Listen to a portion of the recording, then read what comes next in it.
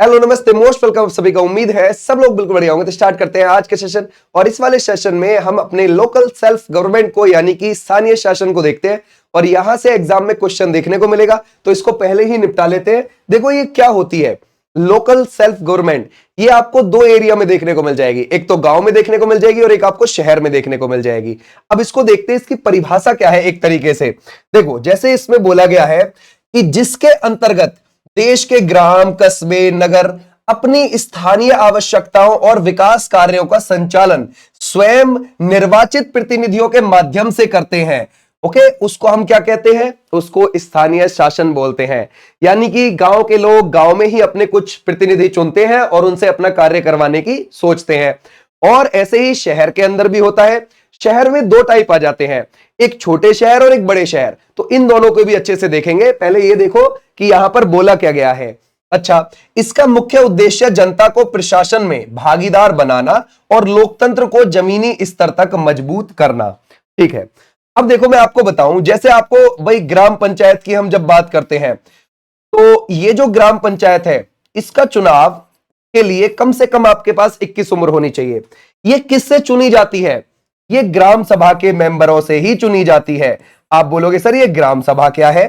देखो, ग्राम सभा, अगर आपकी उम्र 18 या उससे ज्यादा है तो आप अपनी ग्राम सभा का मेंबर हो। गांव में जितने भी लोग होते हैं अगर उनकी उम्र 18 या उससे ज्यादा है तो वो सभी लोग किस में आ जाएंगे? ग्राम सभा में माने जाएंगे। इन्हीं ग्राम सभा में से कुछ मेंबर्स को चुनकर ग्राम पंचायत का मेंबर चुन लिया जाता है। ठीक है, जो सभी लोगों का प्रतिनिधि करते हैं, यानी कि वो सभी लोगों का प्रतिनिधित्व कर रहे हैं और वो प्रतिनिधि होते हैं सभी लोगों का, और उनके माध्यम से काम करवाया जाता है गांव में जो भी समस्याएं होती है उनका।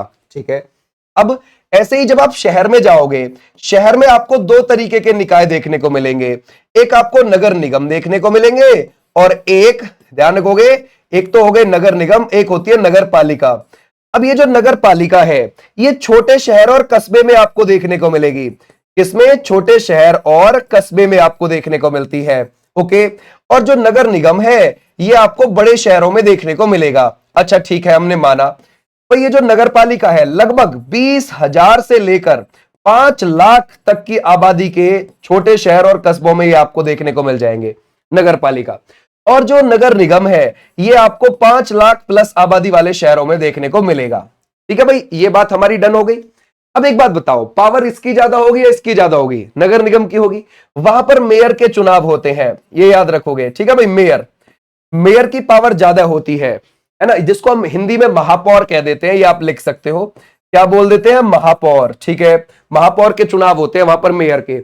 और यहां पर जो लीडर होता है उसको अध्यक्ष बोला जाता है, जो नगर पालिका का लीडर होता है। इसकी पावर ज्यादा नहीं होती है।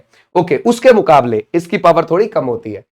अच्छा, ये बात हमें यहां तक समझ में आ गई कि सर शहरों में आपको दो टाइप के देखने को मिल जाएंगे। ठीक है, अब देखते हैं, थोड़ा आगे को बढ़ते हैं और इनको बिल्कुल सेपरेट करके पढ़ते हैं कि ये क्या चीज है क्या नहीं है। जैसे इनका पहले संवैधानिक आधार देखते हैं। आपको पता है भाई ग्राम पंचायतों को कानूनी दर्जा नहीं दिया गया था शुरू में, और आर्टिकल 40 में अगर आप देखते हो, आर्टिकल 40 ये डीपीएसपी में आता है और इसमें बोला गया था कि जो राज्य सरकार है वो अपने यहां ज्यादा से ज्यादा पंचायतों का गठन करेगी। ये बात बोली गई थी ना, पंचायतों का गठन। अब देखो, राज्य सरकार पंचायतों का गठन तो कर पा रही थी लेकिन उसको ढंग से चला नहीं पा रही थी, फेल हो जा रही थी। यानी कि डीपीएसपी में आर्टिकल 40 फेल हो रहा था, इसको कोई अच्छे से काम नहीं कर पा रही थी सरकार। अब क्या हुआ कि आगे जाकर इसको दे दिया कानूनी दर्जा, क्योंकि डीपीएसपी तो आपको पता है भी, डीपीएसपी तो ऐसे हैं कि राज्य सरकार को मिले हुए हैं। 36 से 51 के बीच में जो आर्टिकल है कि भाई राज्य सरकार अगर चाहेगी तो उन पर काम करेगी, ना चाहेगी तो आप चैलेंज भी नहीं कर सकते कोर्ट में, ना कर रही तो ना कर रही। ठीक है भाई, तो फिर आगे चलकर क्या हुआ कि भाई कैसे इस चीज को सुधारा जाए, कैसे इस चीज को अच्छा बनाया जाए। तो आगे चल के इनको कानूनी दर्जा दिया गया। अब कानूनी दर्जा कैसे दिया गया? देखो, भारतीय संविधान में स्थानीय शासन को विशेष महत्व दिया गया। आर्टिकल 40 अगर आप देखोगे, राज्य ग्राम पंचायतों के गठन का प्रयास करेगा, प्रयास ही करेगा, ढंग में उससे हुआ नहीं उस वक्त कुछ काम। फिर आगे चल के 73वां संविधान संशोधन अधिनियम 1992, इससे पंचायती राज व्यवस्था को संवैधानिक दर्जा दे दिया। अब जब संवैधानिक दर्जा दे दिया अब तो भाई करना पड़ेगा देखो काम। ठीक है, फिर 74वें संविधान संशोधन अधिनियम 1992 से शहरी स्थानीय निकायों को संवैधानिक दर्जा दे दिया गया और दोनों ही लागू कब हो गए? ये हो गए 1993 में जाके लागू। ठीक है भाई, तो यानी कि अब तो काम करना पड़ेगा, अब तो कानूनी दर्जा मिल गया। ठीक है भाई, आ जाओ नेक्स्ट पर। अब स्थानीय शासन के प्रकार देखते हैं पहले। ओके, अब पहले ग्रामीण स्थानीय शासन को देखो। पंचायती राज व्यवस्था, पंचायती राज व्यवस्था 3 स्तरीय ढांचे पर आधारित है जो पंचायती वाली है, जैसे कि ग्राम पंचायत यानी कि ग्राम स्तर। ठीक है भाई, जैसे पंचायत समिति जैसे कि ब्लॉक स्तर पर मिल जाएगी, जिला परिषद आपको जिला स्तर पर देखने को मिल जाएगी, है ना। ग्राम पंचायत ग्राम स्तर पर देखने को मिल जाएगी, पंचायत समिति ब्लॉक स्तर पर देखने को मिल जाएगी, जिला परिषद जिला स्तर पर देखने को मिल जाएगी। इसके ध्यान रखोगे 3 स्तरीय ढांचे हमें देखने को मिल गए। ओके, 20 लाख से कम जनसंख्या वाले राज्यों में 2 स्तरीय व्यवस्था हो सकती है, ऐसे आप ध्यान रखोगे। ठीक है भाई, ये आप एक अपवाद के तौर पर लिख सकते हो इसको। ओके, कभी आपसे पूछा जाए तो ध्यान रख लेना।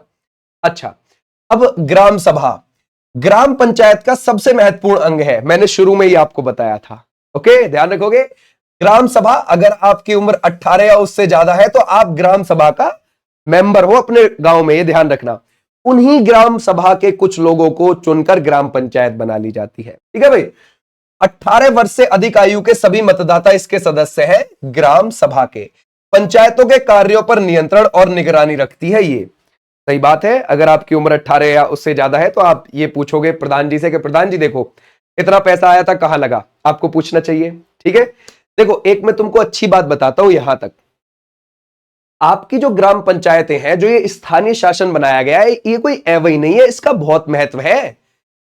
गांव के लेवल पर अगर कोई झगड़ा हो जाता है तो प्रधान जी का कार्य है काम सुलटाना, दोनों के बीच में सलाह मशवरा करवाना, दोनों का फैसला करवाना। लेकिन आजकल क्या होता है, लोग 2 लोगों को ज्यादा टारगेट करते हैं। एक तो सबसे पहले आते ही प्रधान जी को पकड़ के पीट देते हैं, दूसरा अगर कोई दरोगा आया है तुम्हारे यहां बातचीत करने के लिए कि क्या मसला हुआ, उसको पहले पीट देते हैं। ये गलत चीज है। आप अपना सबसे जो जनता के साथ जो सबसे ज्यादा जुड़ा हुआ है फर्स्ट, आप उसी को पीट दे रहे हो, यही गड़बड़ हो जाता है बस मामला। एक बात बताओ, आपने जो प्रधान जी को चुना है इसलिए चुना है कि वो महीने के बेस पर सैलरी लेकर मौज काटे? किस लिए चुना है? आपकी बातों को रखने के लिए, आपकी चीजों को जो आपको करवानी है गांव में उसको, आपकी समस्याओं को सॉल्व करवाने के लिए, अगर कोई झगड़ा हो गया उसको सुलझाने के लिए। लेकिन आजकल लोग क्या देखते हैं, अरे नाली बन गई, बढ़िया है भाई बढ़िया है। क्या नाली तक ही रहोगे क्या? ये बताओ। पिछली पीढ़ी भी नाली पर ही निर्भर थी क्या भाई, ये नाली बन जानी चाहिए, बस खड़ंजा बन जाना चाहिए गांव में, ये इंटरलॉकिंग टाइल लग जानी चाहिए गांव में। और आज की पीढ़ी भी भाई नाली तो बढ़िया बनी हुई है, अबे नाली से नाली ही बनवाते रहोगे क्या हर बार? जरा सोचो, आगे बढ़ो, प्रधान जी से बोलो कि गांव में जिस जिसका आपस में झगड़ा है उसको सुलटवा के फैसला करवाओ, जो कोर्ट में केस चल रहे हैं उनको सुलटवाओ यहीं, ताकि यहीं पे फैसला हो जाए, फिर कोर्ट में अर्जी लगाई जाए कि भैया दोनों पक्षों का फैसला हो गया, केस बंद करो। इस चीज पर गौर दो। आप नई पीढ़ी हो, आप नहीं समझोगे तो कौन समझेगा? पिछली पीढ़ी ऐसे ही निकल गई, उससे पिछली ऐसे ही निकल गई, केस चलते चले जा रहे हैं, पैसा खर्च हो रहा है। भाई अगर आप स्थानीय जगह पर अपनी चीजों को निपटा लोगे ना, छोटी छोटी चीज को, ना जाओगे एफआईआर करवाने के लिए, फिर चार्जशीट बनवा के कोर्ट में पहुंचवाते थे, तुम भी तंग, तुम्हारा आने वाला बेटा भी तंग, जो दूसरे वाला बंदा है उसका भी तंग, उसका आने वाला बेटा भी तंग, कई पीढ़ियां बर्बाद हो जाती हैं कोर्ट कचहरी जाने में। इस चीज को समझो, आप नहीं समझोगे तो कौन समझेगा बताओ? क्या आपकी भी आने वाली पीढ़ी इस चीज को समझेगी? फिर आप समझा के जाओगे उसको? तो इसलिए आप ही समझ जाओ भाई, क्यों एक और पीढ़ी खराब कर रहे हो अपनी, है ना। तो इस चीज को ध्यान में रखना है। पंचायतों का मतलब ये नहीं है कि नाली बन गई बस हो गया काम, समझ गए? लाइट लग गई भाई, लाइट तो बराबर आ रही है इन चीजों को रहने दो भाई, आगे बढ़ो, एडवांस बनो, उल्टवाओ मैटर, अपने पैसे गलत जगह खर्च मत करो, समझ गए? या तो किसी के घर में एक बंदा बीमार निकल जाए, पूरा घर बर्बाद हो जाता है, या किसी के घर में कोई केस हो जाए, पूरा घर बर्बाद हो जाता है। इस चीज को समझो, समझे? ये बहुत बड़ी समस्या है। अच्छा ठीक है, तो ग्राम सभा तो ये हो गई हमारी, ठीक है भाई। अब देखते हैं हम शहरी स्थानीय शासन पर पहुंचते हैं। शहरी क्षेत्रों में स्थानीय शासन के लिए निम्न निकाय होते हैं। नगर पंचायत संक्रमणकालीन क्षेत्रों में आपको देखने को मिल जाएगा, नगर पालिका परिषद छोटे नगर में आपको देखने को मिल जाएगा, नगर निगम बड़े शहरों में देखने को मिल जाएगा, ठीक है। नगर निगम के प्रमुख पद जो होते हैं, नगर निगम मैंने बताया कहां पर होते हैं, ये बड़े शहरों में, ठीक है भाई। यहां पर आपको जो पद देखने को मिलेंगे, मेयर का पद मिलेगा, राजनीतिक प्रमुख होता है ये, और नगर आयुक्त मिलेगा, ये प्रशासनिक प्रमुख होता है, प्रशासन के द्वारा यहां पर बिठाया जाता है, आईएएस अधिकारी होता है ये। ठीक है भाई, ये भी आप ध्यान रखोगे। कार्यकाल भाई, पंचायत एवं नगर पालिकाओं का कार्यकाल होता है 5 वर्ष का। समय से पहले अगर भंग होने पर 6 माह के भीतर चुनाव अनिवार्य है। अब जैसे मान के चलो भाई 5 साल होने वाले थे और केवल 5 महीने रह गए थे, फिर चुनाव करवाने की कोई जरूरत नहीं है। ठीक है भाई, फिर तो अगले वाला होगा ही होगा वैसे भी चुनाव। यानी कि जैसे भाई मान के चलो एग्जाम्पल के लिए 3 साल 2 महीने ही हुए थे केवल किसी पंचायत को चलते हुए और वो भंग हो गई, तो फिर तो 6 महीने के अंदर अंदर आप चुनाव करवा लीजिए। ठीक है, लेकिन किसी को अगर हो चुके थे 4 साल और 7 महीने हो गए, यानी कि 6 महीने या उससे कम समय रह गया, उससे कम समय रह गया, तो फिर आपको चुनाव करवाने की जरूरत नहीं है, फिर तो वैसे ही अगले टर्म के होने वाले हैं चुनाव। ये निर्वाचन व्यवस्था, पंचायत और नगर निकायों के चुनाव राज्य निर्वाचन आयोग के द्वारा कराए जाते हैं। ये इंपॉर्टेंट लाइन है बहुत। निर्वाचन आयुक्त की नियुक्ति गवर्नर करता है, राज्यपाल करता है। ओके, अब वित्त व्यवस्था, पैसा कहां से आता है भाई इनके पास, ये देखते हैं। स्थानीय कर से आता है, जैसे जल कर हो गया, संपत्ति कर हो गया, या फिर राज्य सरकार से अनुदान ले लिया, है ना भाई। राज्य वित्त आयोग हर 5 वर्ष में गठन होता है, वित्त समीक्षा हेतु होता है। ओके, अब देखते हैं आरक्षण व्यवस्था। एससी एसटी को जनसंख्या के अनुपात में आरक्षण मिलता ही मिलता है। महिलाओं को न्यूनतम 1/3 आरक्षण है। अध्यक्ष पदों पर भी आरक्षण का प्रावधान होता है। ओके, अब देखते हैं अनुसूचियां, वेरी इंपॉर्टेंट, ये ध्यान रखना। 11वीं अनुसूची पंचायती राज से जुड़ी हुई है और 29 विषय इसमें आते हैं, और आपको पता है 73वें संविधान संशोधन 1992 से जोड़ी गई थी। 12वीं अनुसूची शहरी स्थानीय निकाय से जुड़ी हुई है, 18 विषय इसमें आते हैं। 74वें संविधान संशोधन 1992 से ये जोड़ी गई है। अगला, स्थानीय शासन के प्रमुख कार्य क्या है, जैसे सड़क, जल आपूर्ति एवं स्वच्छता, प्राथमिक शिक्षा और स्वास्थ्य है, जन्म मृत्यु पंजीकरण, स्थानीय विकास योजनाओं का क्रियान्वयन हो गया। ओके भाई, अगर हम देखें स्थानीय शासन का महत्व क्या है, लोकतंत्र को जमीनी स्तर तक मजबूत करता है, जनता की भागीदारी और जवाबदेही बढ़ाता है ना भाई, स्थानीय समस्याओं का त्वरित समाधान संभव बनाता है।